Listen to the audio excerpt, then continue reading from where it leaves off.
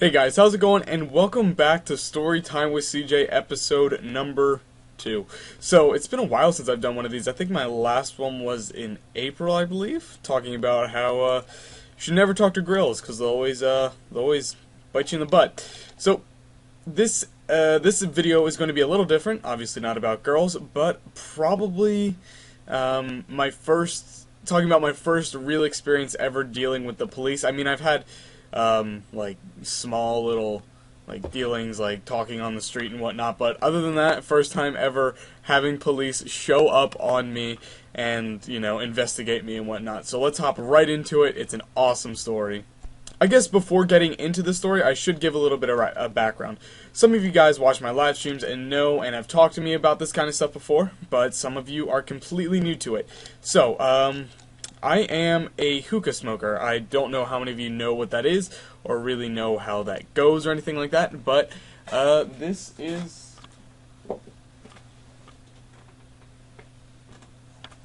my hookah tower. It's a quick little view of it. You'll probably see it better in another video. There's the hookah tower. Okay, so now that I have that out of the way, I do enjoy smoking hookah every so often.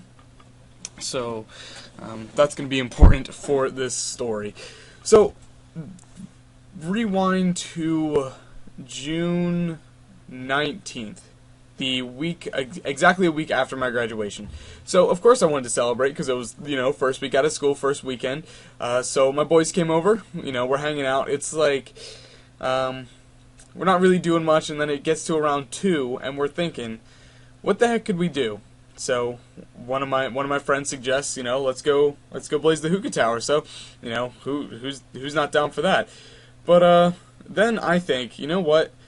Let's go hotbox my car with the hookah tower.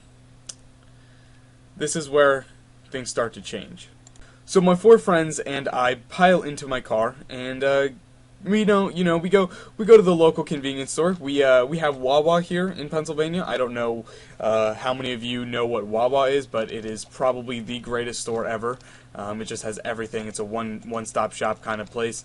I don't really know any other place like that. Maybe Sheetz, Turkey Hill. It's kind of like one of those stores.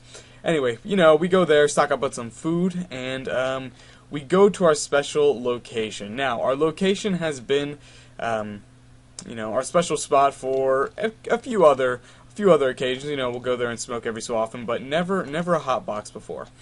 So after getting the food, and we drive off to our location, and to better illustrate where this place is and how it's set up, I will actually give you a paint picture that I drew. It's going to pop up on the screen right about now.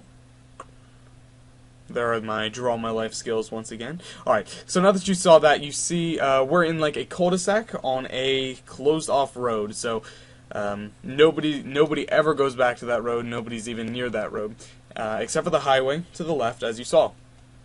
So we all get ready. You know, we light up the hookah, we get it going, and then all of a sudden we see some lights. So at first we figured it was just a car from a bunch of potheads, because we've run into a few cars that it's a pretty common spot. People go there to smoke pot and whatnot all the time. So we figured it was just somebody that was just coming there to hang out as well. So we didn't really think much of it at first, until they got to like there's like a little hill, and they got to the crest of the hill, and then they looked down on us, and then they put on like a huge spotlight. So we're like, ah, crap. It's the cops. So at this point, we have been ripping the hookah. The entire car is filled with smoke, okay?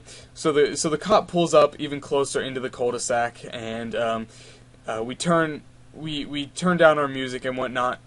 And then at this point we open the windows, and just all the smoke and vapor and whatever flies out of the car. So we are looking like it doesn't look good to the point of the view of the cop, okay? It does not look good at all. So Of course, we're not doing anything wrong, and we know that. But to them, it probably looks like we're smoking pot in a car in the middle at 3 a.m. in a cul-de-sac. So he turns on we turn down our music, and we turn off our lights because he tells us to, and then he starts walking over. So he starts to have a conversation with us, and we're like, and then I asked him the question, like, how did you know we were here? And he says, "'Cause I could hear your music all the way across from the highway." I mean, when you're jamming and blazing, you're having a good time, you're not really conscientious of how loud the music is. Apparently, the music was so loud, he heard it from wherever he was parked, trying to pull people over on the highway, as you saw in the picture earlier. Like across, like, probably 100, maybe 100 yards of green grass. Just like, he was really far away, and somehow he could hear our music on the other side, on like back roads. It was crazy. Like, I mean, that makes me proud of my car, that my car is that loud. So that's crazy that he actually heard the music. So he starts taking names, taking numbers, because I was the only one over 18 that was there. So he started calling my friend's parents. He called Bennett's parents first. Some of you guys might know him. And then he called Sam's parents. Their parents didn't give a crap, but Bennett had his two cousins with him. My friend Bennett had his two cousins with him. So his parents, on the other hand, are along the stricter lines, I should say. They're a little bit stricter. So the cop calls his parents, wakes them up. 3 a.m. in the morning, probably like 3:30, 3:45 at this point. So his parents get a call 3:45 in the middle of the night, asking, we have your kids, they're out late with some guy smoking. Do you want to come pick them up at the station? So their parents, being super concerned parents that they are, they say yes. So I'm going to throw this picture up on screen right now. It is one of the funniest pictures that I've ever seen. It's a Snapchat of Bennett and Gabe. That's Bennett's or Max. Dang it. So while this is all going on, apparently the cop had called two other separate police officers to come to the cul-de-sac place that we were being held, or like, contained. And the two other officers came, and they were like walking around my car and legitimately like roasting my car for how, like, okay, I'm gonna be honest. I have a 2004 Saturn Vue. It's not a nice car. It's really not. But the cops were like walking around like legitimately verbally roasting my car. They're like, "Look at the decal on this car, dude." I don't have any decal on it. They were just being stupid. So the cops are roasting the car while this other cop is calling these kids' parents, having his parents come pick him up at the station. So the cousins' parents have the cops detain the two friends to go pick them up at the station. At this point, I'm losing it. I'm laughing because one of the cousins, just crying. I don't know why he was crying, but it was so funny, and I just couldn't hold in my laughter because nothing was gonna happen. Nobody was gonna get in trouble. So after the cops had left and the cousins had been detained, Bennett took the funniest picture. One of the funniest pictures, I have ever seen in my entire life. I'm going to post it on the screen right now. It is legendary. It is a Snapchat, and I screenshotted it because I knew that I'd be talking about this in a video one day.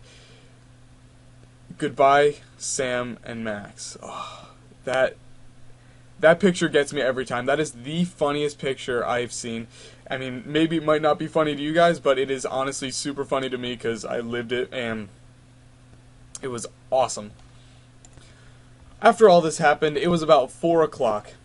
So I take Bennett and Sam back to my place, and we're dying. Like, we cannot stop laughing because I know, I mean, the cops said there was a couple things they could possibly charge me on, but I had all my bases covered. There was no way that they could possibly charge me on anything because, first of all, the only thing we could have been charged for is disturbance of the peace, but nobody called the cops on us, so therefore we were disturbing nobody. Anyway, so it's like 4 o'clock when we get back to my place. I wake my parents up and tell them what happens. They laugh. They didn't really care because, you know, who's gonna care about that? So, I mean, adrenaline's still rushing. I don't think I fell asleep till like 7:30 a.m. that day. It was, I don't know why I was up so late, but apparently my body didn't want to go to sleep. But that was so funny. That was the perfect way I could have possibly started out the summer. Getting my friend's cousins arrested by the cops. It was so good. I mean, nobody got charged with anything, so don't. It was all pretty much fun. Obviously, the cops didn't really have anything else that they could have been doing with their lives if they sent 3 cops over to investigate 5 kids smoking a hookah at 3 a.m. in a parking lot. You know, go figure. Oh well.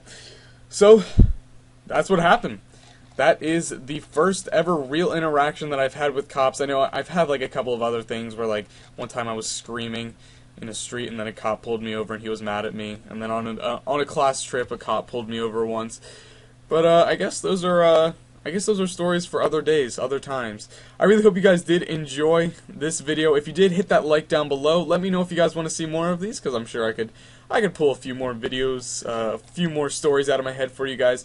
Alright guys, have a good one. Hope you guys did enjoy, and hit that sub button for me if you have not already. See you guys soon.